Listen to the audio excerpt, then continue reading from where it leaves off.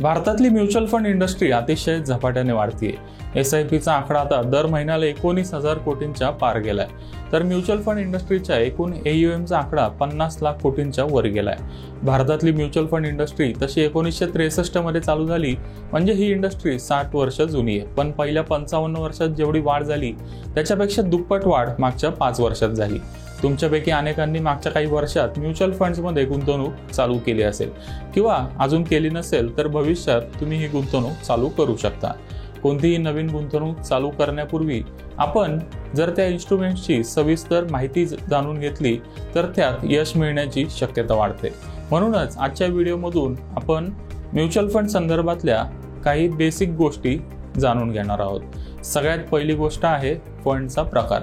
Mutual फंड्समध्ये 3 प्रमुख category आहेत: equity, hybrid आणि डेट।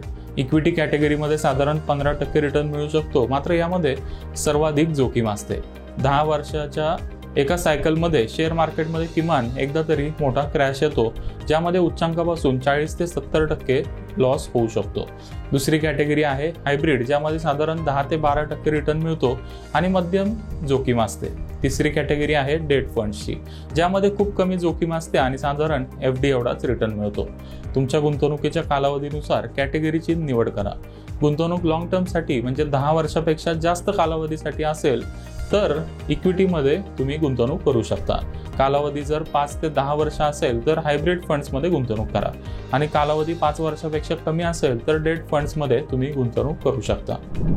म्युच्युअल फंड संदर्भात दुसरी महत्त्वाची गोष्ट आहे ती म्हणजे फंडचा प्रकार। प्रत्येक फंडच्या पुढे तुम्हाला रेग्युलर किंवा डायरेक्ट असं लिहिलेलं दिसेल।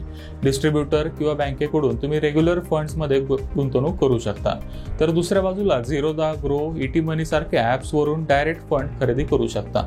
डायरेक्ट फंड्समध्ये रेग्युलर फंडपेक्षा साधारण 0.3 ते 0.7% जास्त रिटर्न मिळतो, मात्र रेग्युलर फंडमध्ये तुम्हाला गुंतवणुकीचा सल्ला आणि मार्गदर्शन मिळतं। त्यामुळे कोणत्या कॅटेगरीमध्ये गुंतवणूक करायची त्याचा विचारपूर्वक निर्णय घ्या। तिसरी गोष्ट आहे ती म्हणजे फंडमध्ये असणारे डिव्हिडंड आणि ग्रोथ ऑप्शन्स। डिव्हिडंड ऑप्शनमध्ये ठराविक कालावधीनंतर नियमित उत्पन्न मिळतं, जर ग्रोथ ऑप्शनमध्ये डिव्हिडंड मिळत नाही, पण फंडची NAV वाढत जाते। वेल्थ क्रिएशनसाठी ग्रोथ ऑप्शन जास्त चांगला आहे। पुढचा महत्त्वाचा पॉईंट आहे तो म्हणजे एक्सपेन्स रेशो। आपण म्युच्युअल फंड्समध्ये गुंतवणूक करतो त्यातला काही भाग mutual fund company fund management fee म्हणून कापते, यालाच एक्सपेन्स रेशो असं म्हणतात। तुमच्या समोर जी माहिती दिसतीये ती SBI ब्ल्यू चिप फंडच्या रेग्युलर प्लॅनची माहिती आहे। या फंडचा एक्सपेन्स रेशो आहे 1.54%। याचा अर्थ तुम्ही जर या फंडमध्ये 1 लाख रुपयाची गुंतवणूक केली तर म्युच्युअल फंड कंपनी तुमच्या गुंतवणुकीतून 1540 रुपये वार्षिक काढून घेईल। आपल्याला जो रिटर्न दिसतो तो ही फी कापल्यानंतर मिळणारा रिटर्न असतो, त्यामुळे आपल्याला जी NAV मिळते ती फी कापल्यानंतरचीच असते। पण गुंतवणूक चालू करताना आपण एक्सपेन्स रेशो बघितलाच पाहिजे। आजचा आपला शेवटचा पॉईंट आहे फंडची कामगिरी। आपण गुंतवणूक चालू करताना मागच्या 1, 2 किंवा 3 वर्षाचा रिटर्न बघून निर्णय घेतो, मात्र शेअर मार्केटची साधारण 10 वर्षाची एक सायकल असते। त्यामुळे आपण फंडची तुलना करताना 10 वर्षाचा रिटर्न बघितला पाहिजे। मागच्या 10 वर्षात फंडमध्ये जेवढा रिटर्न मिळाला आहे आपण तेवढ्याच रिटर्नची अपेक्षा ठेवली पाहिजे।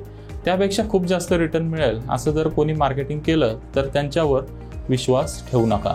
SBI ब्ल्यू चिप फंडने मागच्या 1 वर्षात 25% रिटर्न दिलाय, मात्र आपल्याला तेवढा रिटर्न लॉंग टर्ममध्ये मिळू शकत नाही, हे लक्षात ठेवा। या फंडने 10 वर्षात साधारण 12% रिटर्न दिलाय, आपण तेवढाच रिटर्न मिळेल अशी अपेक्षा करू शकतो।